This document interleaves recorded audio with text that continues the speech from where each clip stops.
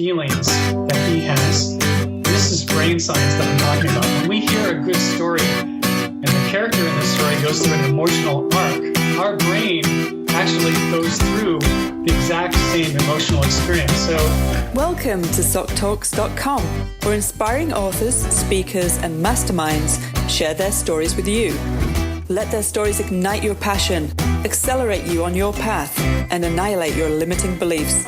Now, here's your host for SocTalks.com, Socrates Zayas.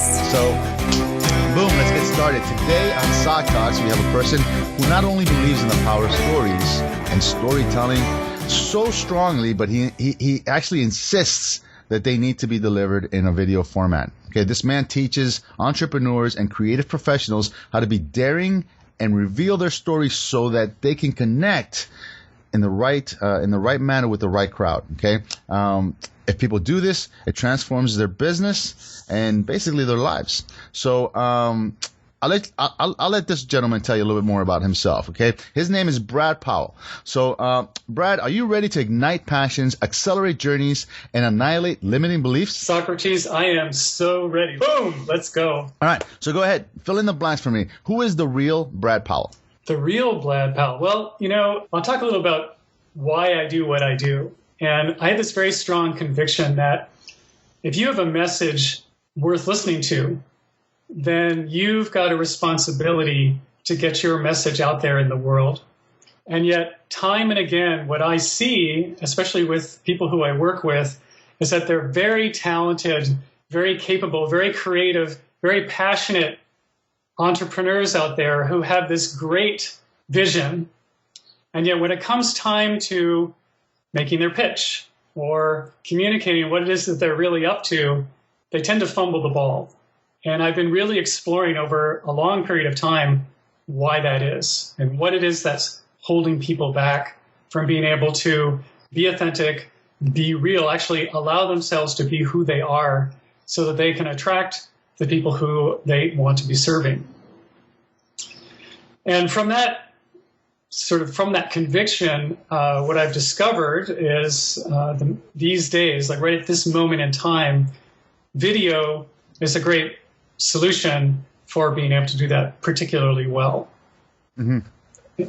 And what's nice about it is that you can, instead of, people look at video and filmmaking and television as a broadcast medium, but when you combine video with the internet, it becomes more of a conversation.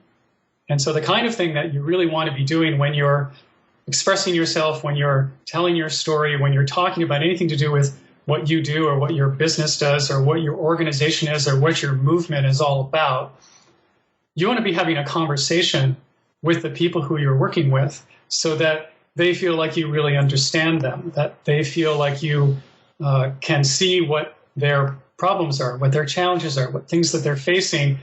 And when they feel understood and they feel like you're being empathetic, that makes you very attractive. The other interesting part of this is that what I see very commonly is that the one thing that holds people back is they actually don't believe it's possible. So I can have this great vision of, some future where things are working in the way that I think they would work well. And yet when I express that to other people, they're thinking, oh yeah, well, that's great for you, but what about me? I've got these other problems. Here's the things that I have in my way. And they've resigned themselves to live with sort of their version of chronic pain or chronic life. That's like, okay, this is what I have. This is what I've been born with. This is my lot in life. And they don't believe that they can move forward. And so your job as someone who wants to carry them to a place where they get out of this situation that they're in is to convince them that it's actually possible, to literally give them the experience of the possibility. And one of the best ways to do that is by telling story. And we've all had this experience, like anything, even from something like watching a movie like Star Wars. You have a character like Luke Skywalker, and he is being faced by an enormous challenge. And he has to go on this journey to face this challenge. And during that time, he's going to have all these different emotional experiences. And when we watch that film, when we hear that story, we have exactly the same feelings that he has. And this is brain science that I'm talking about. When we hear a good story and the character in the story goes through an emotional arc, our brain actually goes through the exact same emotional experience. So if Luke succeeds, if he has a triumph, we have a triumph. We have that same emotional feeling of triumph that he does, even though he's a fictional character. And so in the job of communicating to the world about what you do and how you do it and why it's a good idea, you want to be using story to do that so that you'll give your listeners, the people who you want to be serving, the experience of the possibility of what it is you're talking about. Absolutely, man. Absolutely. And that was a great segue. So in brief, SocTalks is about the guest stories. And I feel the stories are what create rapport and obviously, resonate the best with people and actually get them to be more immediate to move into action, right? Because action is ultimately what we want, the people to get to, right? Either they move into action or they get their customer, their target audience to move into action. Exactly. Right? Exactly. So Brett, would it be okay then in that format for you to share with us your failure story, a worst moment in your marketing history? Well, I'm going to go back to a really personal story that happened to me when I was really young, which I feel like this is very formative in my whole outlook on life. And when I was a little kid, I had an idol in Michael Landon. And the TV show that Michael Landon was when I was about 4 or 5 years old was a Western show called Bonanza. And Michael was this rebellious, he was the youngest of 3 brothers. He was always getting into trouble. He never listened to what his parents were doing. And I thought he was the coolest guy ever. I wanted to be like him. And I wanted to look like him. And in fact, in my 4-year-old, 5-year-old mind, I did look like him. I was like this little version of Michael Landon. And one day, in my house, all the mirrors in the house were way up high. And so I went into the bathroom, and we had a big old clawfoot bathtub, and I climbed up onto the bathtub, and then from there I climbed up onto the sink. And from there I stood up, and I could see myself in the mirror that was above the sink. And I was absolutely horrified, mortified. I saw this little kid with a shaved head, with a really high forehead and sort of ears that stuck out. And I didn't look anything like my mentor. And I went down to the kitchen where my mother was in tears, just saying, oh, man, I just can't, I just don't look right. This is bad, And I must say that to her credit, what my mother did was she went out and she bought me a mirror.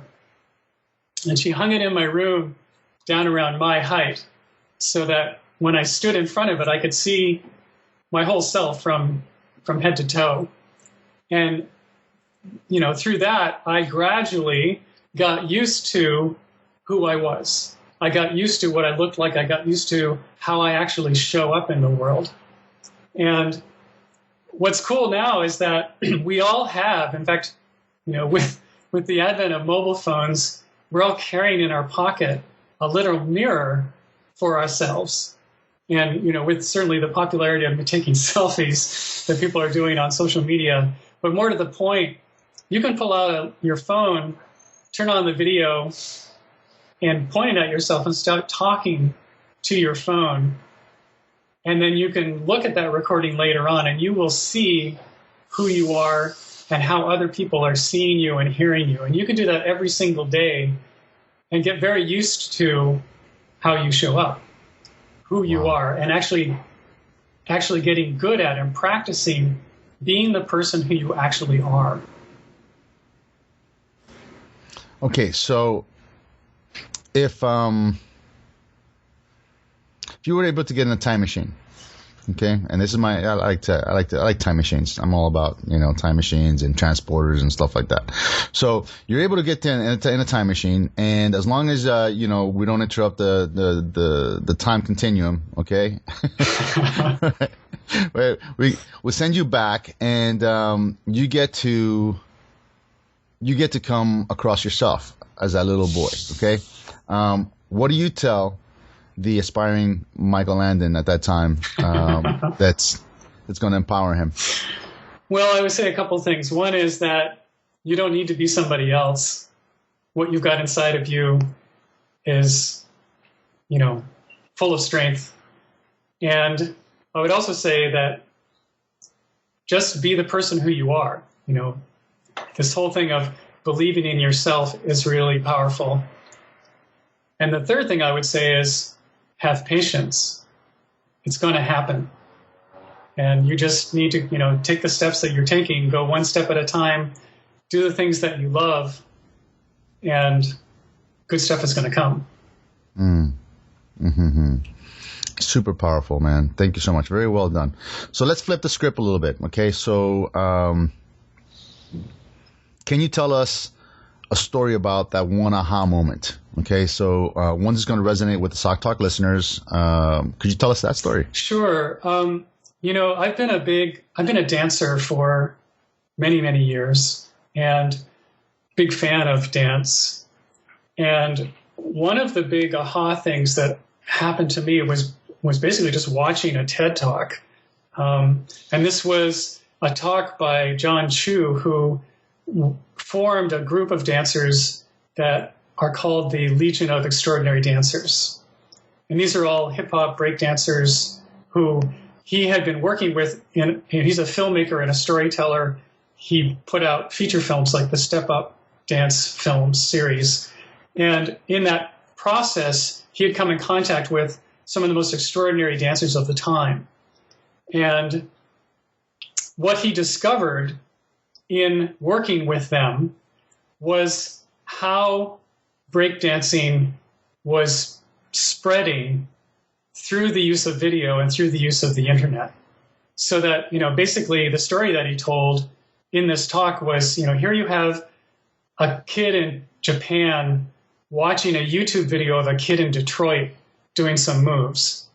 And that kid will download those moves, copy them, add to them, upload a new video, and then you have some kid in Cuba watching that video and doing the same thing over. And that spreading back and forth around the world, no organization, no centralization. These are just kids learning something that they're super passionate about and sharing their very best. And as a result, you have a single dance form, which is very athletic, takes years of practice, is extremely skilled, extremely creative, extremely improvisational, and you have more people in the world ever doing a single dance form, more diversity of people doing a single dance form, more cultures involved with a single dance form, a single expression of artistic, value. And not only do you have more kinds of people doing this, you have a broader spread of ages, so that now you have 10-year-olds, 8-year-olds, 7-year-olds, 5-year-olds doing these amazing moves like never before. Like this has never been at this level as sort of in humankind. So when I saw this, my head kind of exploded. I went, oh my gosh, look what this medium, video connected with the internet, is enabling for just this one particular kind of thing. And imagine, this is a form of storytelling, this movement storytelling that these dancers are doing with one another. And imagine what you could do with any other kind of movement, and I mean political, social movement, that you could choose in terms of, telling the story that you need to tell, sharing it with the world, and having someone pick up on that story, be inspired by it, and then elaborating on it and expanding that story by repeating it back and saying their own story back to you. And what is that doing to our culture right now? No, man, that's an incredible share. Actually, there's I'm a former geneticist and scientist, and that's something that I think it might have been a TED Talk that I heard as well. A scientist was talking about a collaboration, a global collaboration of information, or a centralized place where you can see research that was done, right, and then build on that research, but it's a peer review type of research. And what you're saying is the exact same thing. It's really literally a peer-reviewed dance form, right? Because, others are looking at it. Like you said, they're downloading it, right? They're building upon it. They're uploading it again, right? So with the original form plus the additions, if it works, it works, right? If it doesn't work, then it doesn't work. You're going to have crap too, But yeah, what an incredible observation that was, and a share. Well, let's do the same thing that we did with the failure story. Let's talk about some lessons that you want the listener to walk away with, something that ignites some passions, accelerate them on the path, and annihilate limiting beliefs based on that lesson. Okay, so directly, like if you take it into, say, the marketing arena, what's going on with these different breakdancers as they're doing their thing is that they put something up and they see the response. Now, the ones that work, the moves that work, they're trying lots of different kinds of things. The ones that work well are the ones that get a lot of response, and they can do more of that. So they're being really informed by the audience as to, how they're doing or how well they're doing, or they can build a movement or build a fan base around them. And in a business, it works the same way.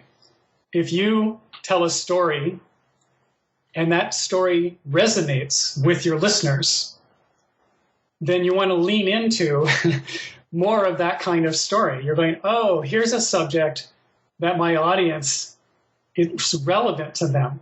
It's relevant to them. It's not that you're telling a story about yourself, or you're telling a story about your business, or you're telling a story about your product and your features. You want to be telling a story about the people who you want to serve, and that is relevant to them and their situation. And so when you do that through the same medium, it's the same thing. You put your story up, you can improvise it, you don't need a script. And as you see, particularly say with social media, lots of comments, lots of engagement, lots of likes, lots of views on your video, then okay, I'm serving this audience with this story. And now you're informed by, this is where my business wants to go. This is where I want to be developing product and service. And so you can grow your business in the direction of what is relevant and resonant with your audience. So let's dive into that a little bit more. Okay, let's give people 3 steps in that idea. I love that idea that you said right now. Okay, so I'm embarking on videos now. Yep. All right, and I really don't know what to do. So, you said, okay, so let's shoot some video and then let's do a A/B test on it or whatever, and see how it comes back.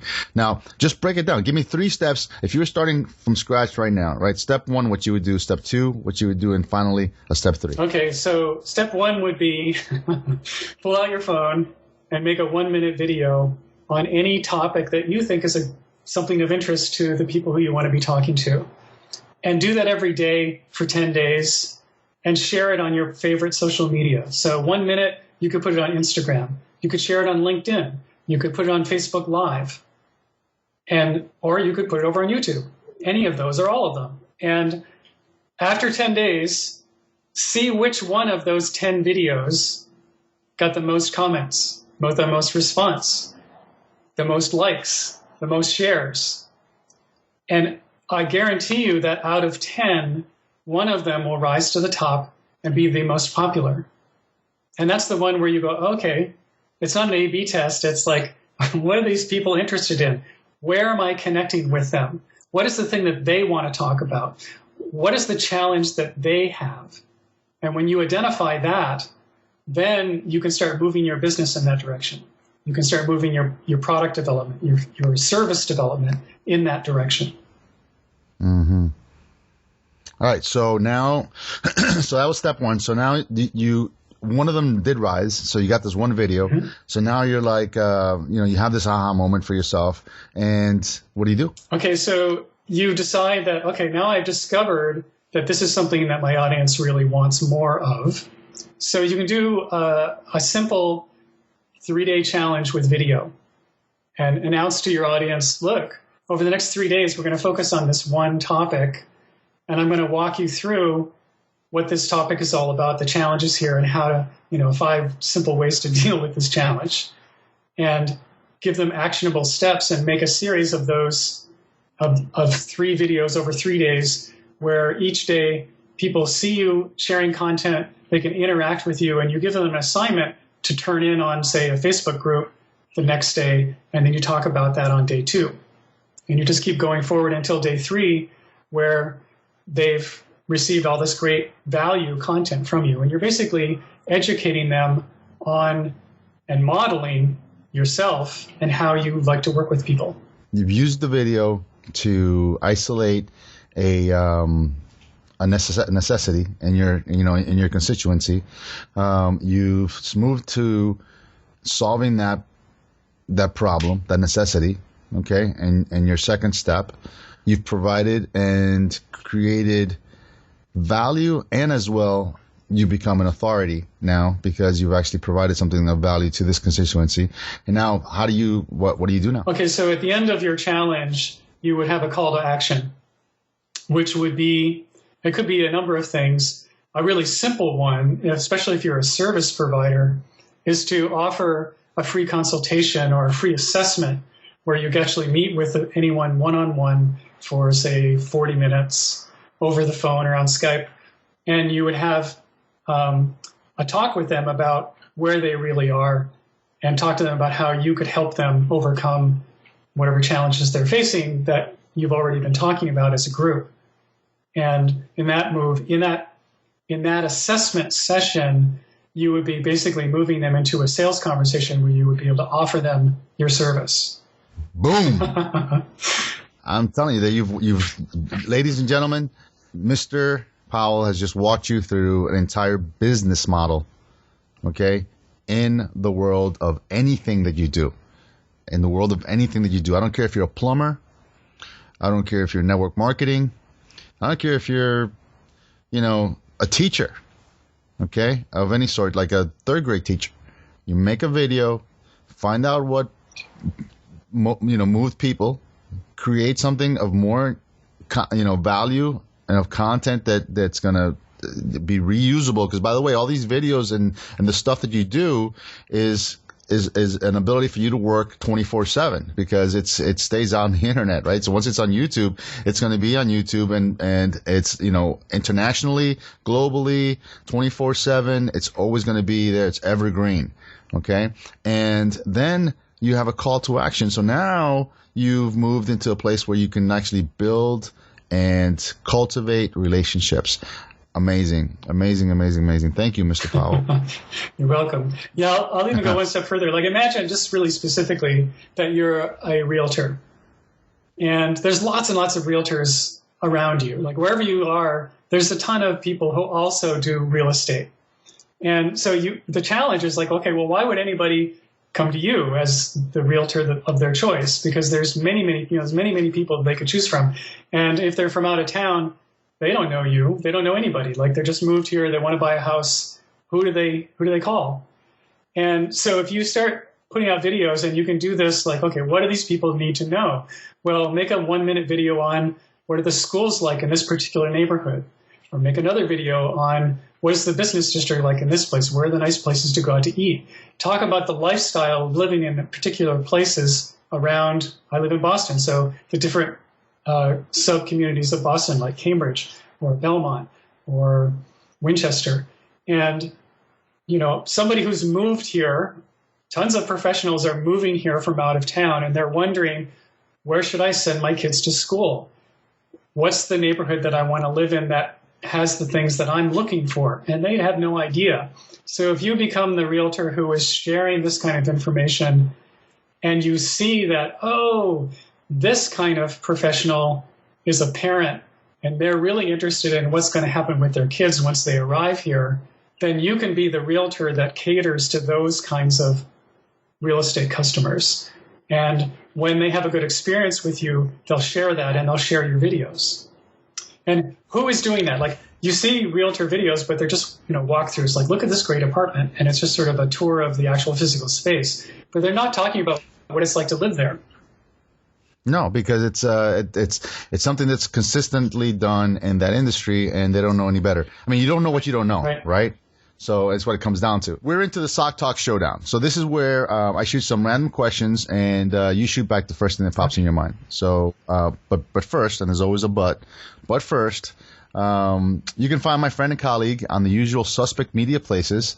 But the best place is just going to awesomevideomakers.com. Well, you get all the information that you need. But if you're URL challenged and you just go to Facebook or Instagram or Twitter or any other those places and look up a Brad Powell video, one word, or just put in an @ Brad Powell video. That's POWELL video, one word. Okay, Brad, are you ready for the show? I am ready. What are your feelings on a mentor? Do you have one, and why? Yes. Well, I have a mentor.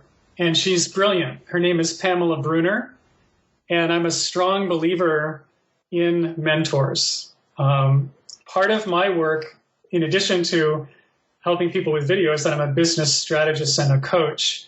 And as that kind of role, as somebody who is coaching people and helping them create their strategy, helping them grow their business, I wouldn't be genuine. I wouldn't be able to be authentic if I didn't also have my own coach. If I want people to invest in me and believe in the idea, like, oh yeah, I'm in business, you need a coach, like buy into that concept, I have to walk my talk. And honestly, I believe in Pamela tremendously, and I spend more money on her than I charge to my clients. I mean, she's brilliant. And at this point, I work with her on a year-round basis right now, and what I get out of it is just tremendous. I mean, it's so valuable to helping me stay out of the weeds, helping me stay focused on the things that I want to do for my own personal growth, and it works on both sides of the fence. Like, she's very helpful both in strategy and very specific things that I need to do for my business, but at the same time, she's very helpful on emotional things. And when you're working for yourself and you're working as an entrepreneur, you will encounter your own personal blocks, and you do need help with that. You cannot do this all by yourself. Those pesky internal voices, right? They're always there. Exactly. And I believe in this so much that I have now formed a meetup group that I call Big Idea Lab, and I'm working in a collaborative workspace called Work Bar, and which is filled with other entrepreneurs who are self-employed. And so once a month we get together. Anyone who wants to come in can join this meeting, and they can bring their latest challenge, the thing they're working on, the question they have to the group, and the group will give them feedback and say, okay, here's what we think you can do to help us out. That's awesome. Well, share that again. It's called the Big Idea Lab in Work Bar, Arlington. You have to be in Boston. All right. Well, if you're in Boston, definitely check that out and be a part of this incredible mastermind. Okay, so what do you do your first 80 minutes of your day? The first 80 minutes. The first thing I do is I drink a glass of lemon water when I get out of bed. Absolutely. And then the second thing I do is I make my bed. And the third thing I do is I take a shower. And it's usually a cold shower. And the fourth thing I do is I make a green smoothie.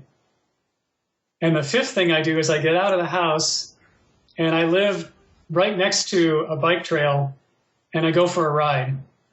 And that takes me to 80 minutes. That's it. Well, there you go. There you go. And all that is for your, from the inside out. You're building from the inside out. Ladies and gentlemen, if you don't know, lemon water is a great tonic for your liver and for the increase of metabolism. If you're not doing that, that'd be something really great that you should do and add to your life, because you're coming out of a 10, 12, 8-hour fast overnight, and to hydrate the body the moment you wake up is really good for you. I know you didn't think this was going to turn out into a nutritional lesson, but here it is, right? Okay, so besides your beautiful gray hair, what's your best strength? Your biggest strength? My biggest strength, I think, is that I have a lot of enthusiasm. And when I'm with other people who are creative, I can really feed off of their energy. And I can often see their opportunity. And I think this is one of the gifts that I have, is that I learn from people like what they're doing, what they're trying to do, what they're seeing for themselves. And I really can get what the opportunity that they have is before them. And then I get almost more excited about it than they are. And I think that enthusiasm is very contagious. The other thing that I think is a really strong suit of mine is that I am really good at capturing people's stories. So that, and this is like as a trained videographer and as someone who's done hundreds of interviews, I can talk with someone and ask them questions and pull out what the narrative wants to be. And then, of course, in the magic of editing, this is what video is so good for. You can take the pieces and put them together in a story that's just extremely powerful. And I just love that creative process. Wow, man, that sounds beautiful. Actually, it sounds like you're creating a sculpture. It's kind of like that, yeah. How about your weakness? My weakness. What would you call it? Well, one of my weaknesses is that I have a hard time saying no. So I see a lot of very interesting things in my life, and I get excited about a lot of them. And so it's hard for me to limit things and just say, okay, I can't do that because I have these other things that I'm actually doing. And I think that's probably my biggest flaw, is just being open to many different kinds of things, having a really diverse outlook, and being enthralled by so much. I have to put my blinders on and say, okay, look, not right now. That's a tough one. I mean, I find that with a lot of entrepreneurs and a lot of people that I've got here on SocTalks, that's a biggie. That's a big one. Yes, it sure is. The shiny object syndrome is really compelling and hard to not fall into the trap. So, and this is the coup de grace. This is the big question. Okay, I'm ready. You ready? All right. So you wake up in an alternate universe. Everything that you had is gone. You still have your memories, okay, and all your experiences, but the clothes that you have on is not familiar to you. You have a wallet in your pocket. There's $500 cash in that wallet. You have a smartphone, but there's no ID. There's no names in the contacts. Nothing else on the phone other than the fact that you got that phone. What do you do? Well, let's see. With the smartphone, I just open it up and hit record on the video app and start telling stories and start sharing those stories and just see who's listening to the stories that I want to tell. And from that, it would be the same kind of thing. I whatever story started to resonate the most, I would start telling more of that kind of thing. And I would start connecting with people on what they're responding with. Somebody comes back and says, "Oh, I love that," and they would tell their story, and I go, "Oh, that's cool. Let me hear more of that," and start having that kind of conversation with people. With the $500, I would probably buy a little bit of equipment so that I could tell better stories. I'd buy a new microphone, and I'd buy probably a little bit better camera than the phone. But that would be it. And I would be happy as a clam just doing that. And with that alone, I could build whatever kind of business empire I chose. Wow. Well, there you have it, ladies and gentlemen. Brad Powell. Well, thank you so much. This has been great. It's been really fun. No, it's been really, really fun. Thank you for listening to Socrates Zayas on SocTalks. Please visit us at SocTalks.com for a chance to win a $50 gift card. And don't forget to subscribe, rate, and review this podcast. Give us a great review, and Socrates will give you a personal shout out on the very next show.